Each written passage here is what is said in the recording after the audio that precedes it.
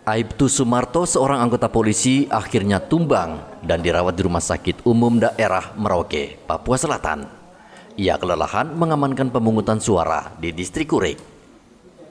Tidak sedikit polisi dan anggota KPPS yang jatuh sakit akibat kelelahan dan terkena penyakit saat mengamankan proses pemungutan suara 14 Februari lalu. Bahkan sebagian di antara mereka meninggal dunia. Aibtu Sumarto sebelumnya ditugaskan mengamankan pemilu di Distrik Kurik. Distrik Kurik merupakan salah satu wilayah dengan medan yang sulit dan terpencil. Perjalanan yang jauh dan berjam-jam membuat anggota Polres Merauke ini kelelahan. Hal ini diperparah dengan penyakit diabetes yang diderita Sumarto. Beliau tapi hari kemarin dari Kurik sudah dirujuk ke rumah sakit, kemudian sudah diambil tindakan medis gitu.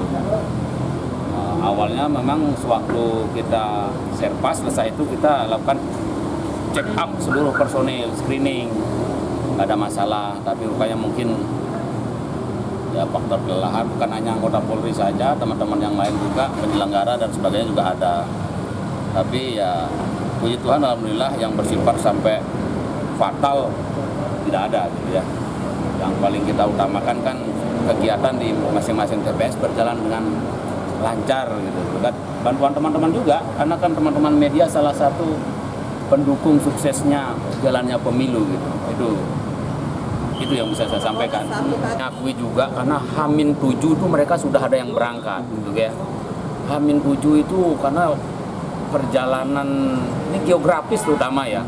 Karena pergeseran logistik ini kan luar biasa, kami lihat laporannya itu sampai nerjang ombak, malam-malam, sampai jam 10 malam masih di tengah laut.